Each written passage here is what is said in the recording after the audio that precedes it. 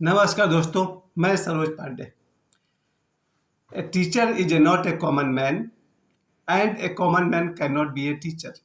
एक शिक्षक की आय दुनिया में बहुत सारे देशों में बहुत ज़्यादा है। आज मैं सुबह पढ़ रहा था कि जर्मनी में टीचर्स की सैलरी सबसे ज़्यादा है।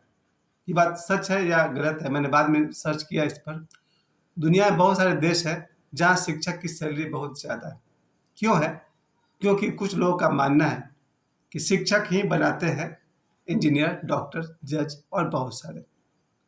ये जब मैं सुबह पढ़ रहा था तो मुझे भी ये लगा कि शिक्षक की बराबरी सचमुच कोई कैसे कर सकता है।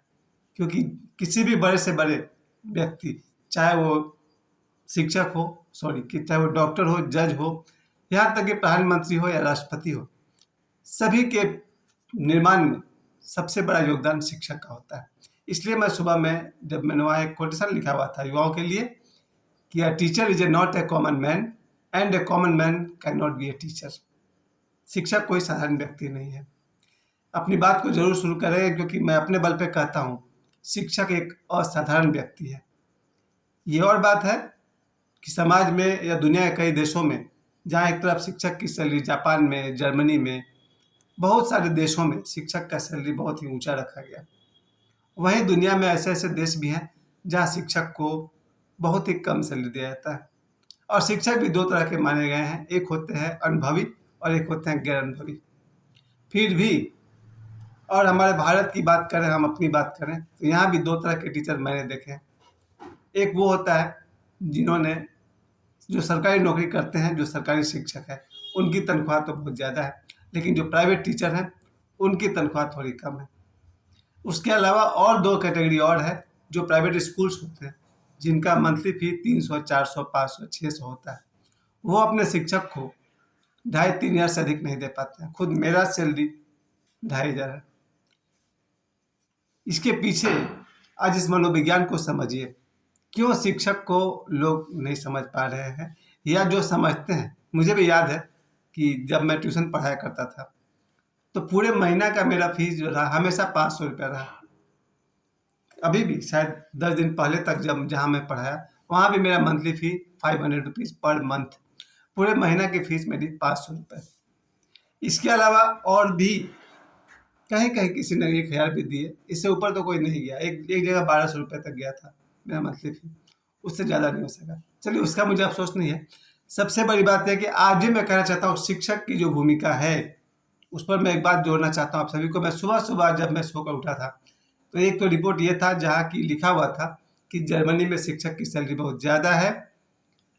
अब जर्मनी में ये बात पूरी सच है या नहीं मुझे भी नहीं पता, लेकिन उसका जो संदेश था वो मुझे अच्छा लगा कि जहाँ के वहाँ के जो चांसलर थे उनका कहना था, चांसलर का मैंने नाम भी लिखा था, एंजेलो मार्कोल।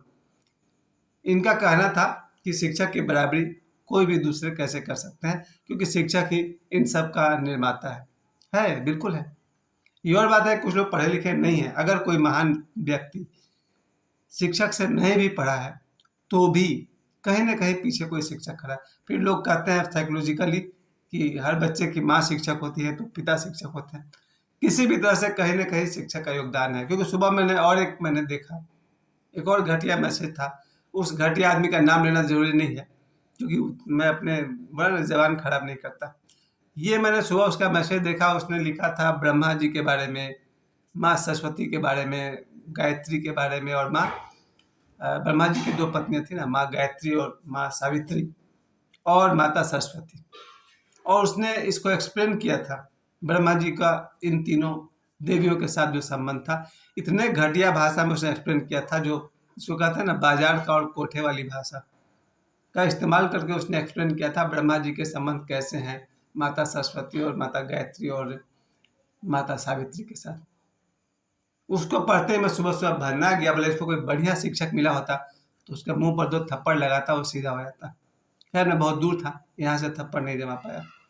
लेकिन यहाँ शिक्षक का महत्व समझ में आता है। जो माला आप मेरे गले में देख रहे हैं, ये जो शिक्षक हैं मेरे गुरुजी ओशो, जिनका मैं शिष्य हूँ, इन्होंने एक बार अपने ट्यूशन मास्टर को थप्पड़ मारा था, और बहुत ही योग्य कारण से मारा था। क्योंकि वो जो ट्यूशन मास्टर था वो ओशो के घर में ओशो को ट्यूशन पढ़ाने आता था, और उसने ओशो के घर में ट्यूशन पढ़ाता था, पर उसकी नज़र रहती थी कहाँ अलमारी है, कहाँ पैसे हैं, कहाँ कौन सा बर्तन रखा हुआ है। और धीरे धीरे एक दिन उसने पूरा स्टडी किया उस उनके घर का, और एक दिन रात को घुस गया चोरी करने। और जब वो चोरी करने घुसा तो ओशो की नानी थी, उन्होंने उनको पकड़ लिया। फिर जब लाइट जलाया गया तो देखा ये तो वही ट्यूशन मास्टर है जो ओशो को पढ़ाता है। ओशो ने ट्यूशन मास्टर को एक ज़बरदस्त थप्पड़ लगाई और उन्हें कहा कि बहुत शर्म की बात है कि दिन में टीचर हो और रात में चोरी करते हो। चलिए मैं बात अपनी वहीं से शुरू करता हूँ।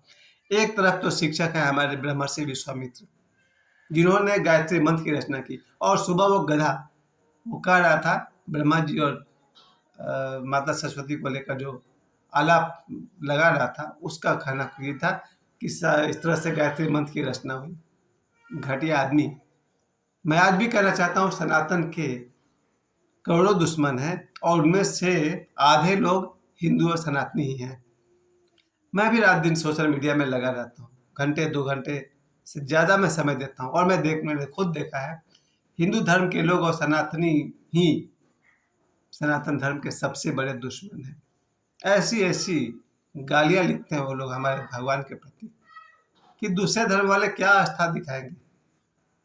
दूसरे धर्म के जो लोग हैं, भारत के बाहर के जो धर्म वाले हैं, उनको लगता है जब हिंदू ही यही कह रहे हैं कि ब्रह्मा जी ये थे और शंकर भगवान ये थे, हनुमान जी ये थे।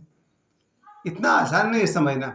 सनातन को समझने के लिए आपको बहुत प्रखर बुद्धि और प्रतिभा चाहिए, और जो लोग ध्यान नहीं करते हैं, योग नहीं साधते हैं, उनको तो 1% भी समझ में नहीं आएगा सनातन धर्म क्या है।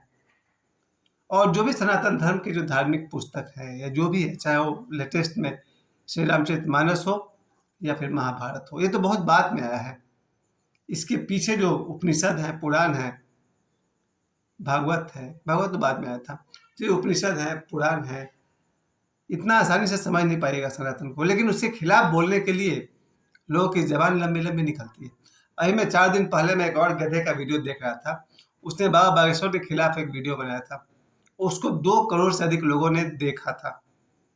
मुझे आश्चर्य है, जो नौजवान यूट्यूब पर वीडियो बनाया था बाबा बागेश्वर के खिलाफ, शुरू में ओशो का वीडियो दिखाया था उसने, बाद में बाबा बागेश्वर का, और उसका कहना था कि ये दोनों ढोंगी और पाखंडी है।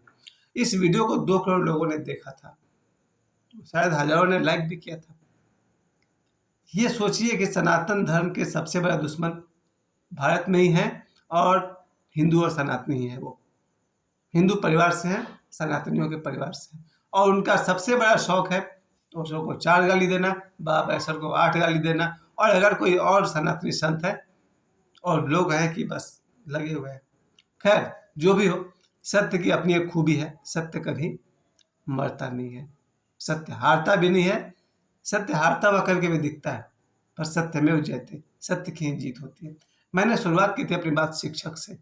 इस देश का जो गौरव है, आज जो शब्द आया है शिक्षक, पुराने समय में इन्हें गुरु कहा जाता था। चाहे वो वैदिक काल के गुरु हो, चाहे वो अगस्त्य मुनि हो या विश्वामित्र हो, या आज भी 2024 में बाबा बागेश्वर हो या ओशो। इन्हें आप शिक्षक तो नहीं कहेंगे, क्योंकि शिक्षक अब बहुत मामूली वर्ड होकर रह गया है। पर देश में करोड़ों लोगों के अंदर में एक बार फिर से हिंदुत्व का और सनातन का ज्ञान पुनर्जीवित करने में बाबा बागेश्वर का सबसे बड़ा हाथ है। लेकिन कितने मजे से लोग उनके खिलाफ गालियां देते हैं, और जो लोग गाली देते हैं मैं उनको जानता हूँ। और इसके अलावा चलिए ठीक है, ओशो अभी दुनिया में नहीं है, शरीर तो नहीं है, लेकिन दुनिया में आज कम से कम 10 करोड़ या फिर 100 करोड़ लोग ऐसे हैं जो ओशो को फिर से सुनते हैं और ध्यान विधियों पर चलते हैं। और बाबा बागेश्वर एक ऐसे जीवंत उदाहरण है, एक ऐसा नौजवान जो आज 2024 में, अप्रैल महीना के 2024 में सभी को ध्यान और मोक्ष की मार्ग को समझते हैं और उस मार्ग पर चलने की प्रेरणा देते हैं। ये तो बहुत छोटी सी बात है कि वो पर्ची बनाते हैं और लोगों के दुख दर्द को दूर करते हैं। बहुत छोटी बात है। छोटी बात इसलिए कि मुझे आती है, छोटी बात इसलिए है कि अध्यात्म के महासागर में दुख बनते हैं हमारे गलत कर्मों से, और दुख मिटते हैं हमारे अच्छे कर्मों से। जितनी सी बात समझ लेनी है। अगर जीवन में दुख है और हम कहें कि पीपल के पत्ते पर सिंदूर लगा करके 5 बार राम लिख दो, ये तो आपको एक साइकोलॉजिकल सहारा दिया गया, मानसिक सहारा दिया गया। वास्तविकता यही थी, जो गलत करते हैं उसको हटा दीजिए, आज नहीं तो कल जीवन में दुख कम होगा और कुछ अच्छे कर्म करेंगे तो सुख की वर्षा होगी। यही सिखाता है धर्म, यही सिखाता है शिक्षक। शिक्षक के विषय में तो बहुत कुछ बोल सकते हैं, क्योंकि मैं खुद एक शिक्षक हूँ। शिक्षक अपने जीवन में मान सम्मान अगर कमाता है तो अपनी अनुभव के कारण, अपने शिक्षण के कारण, और शिक्षक ने अगर अपना सम्मान गंवाया है तो अपने चालबाजियों के कारण, अपनी धूर्तता के कारण। क्योंकि 50% शिक्षक ऐसे हैं जिन्हें शिक्षक कम कहा जाए और टाइम पास कहा जाए तो अच्छा रहेगा। पर आज भी ऐसे शिक्षक हैं जो अपने प्राण अपने बच्चों में डाल देते हैं। खैर, आज मैं एक बार फिर से रिपीट कर दूं अपनी बात को, a teacher is not a common man and a common man can not be a teacher. समय देने के लिए आप सभी को बहुत बहुत धन्यवाद। प्रणाम।